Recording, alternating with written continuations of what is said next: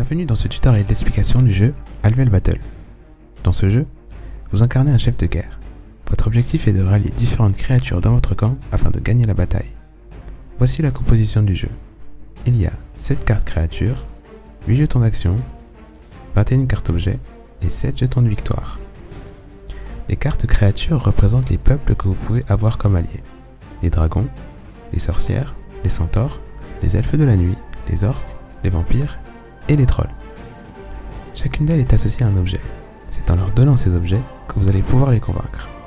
Le numéro de la carte indique sa puissance et le nombre d'objets mis à disposition pour la convaincre. Ainsi, il y a 5 objets destinés au peuple des dragons, 4 au peuple des sorcières, et ainsi de suite. À la fin du jeu, le joueur qui a le plus donné d'objets rallie la créature dans son camp. En ralliant une créature, le joueur obtient des points de puissance. Le nombre de points de puissance gagnés correspond au numéro de la carte créature convaincue. À la fin de la manche, les jetons serviront à montrer quel joueur a l'avantage sur une créature. Comment remporte-t-on la bataille? C'est simple. Pour gagner, vous devez rallier 4 créatures fantastiques dans votre camp, ou bien comptabiliser 11 ou plus points de puissance. Pour ce faire, les deux joueurs ont chacun 4 actions différentes à leur disposition. Toutes les actions doivent être utilisées, mais c'est à vous de choisir dans quel ordre vous les utilisez. Les deux joueurs vont jouer chacun leur tour jusqu'à ce que chacun ait utilisé toutes ses actions. Les actions disponibles sont secret, compromis, cadeau et concurrence. Secret. Vous choisissez une carte de votre main et celle-ci sera révélée seulement à la fin de la partie.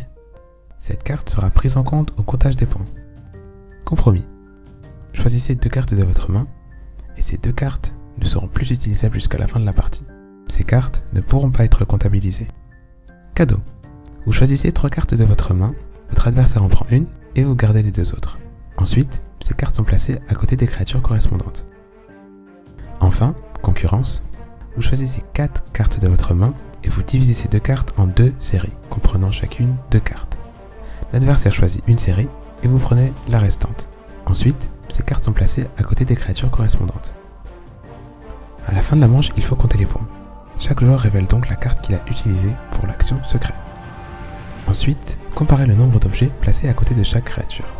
Le joueur qui remporte la créature dans son camp est évidemment celui qui a donné le plus d'objets. Le jeton est déplacé vers le joueur qui rallie la créature.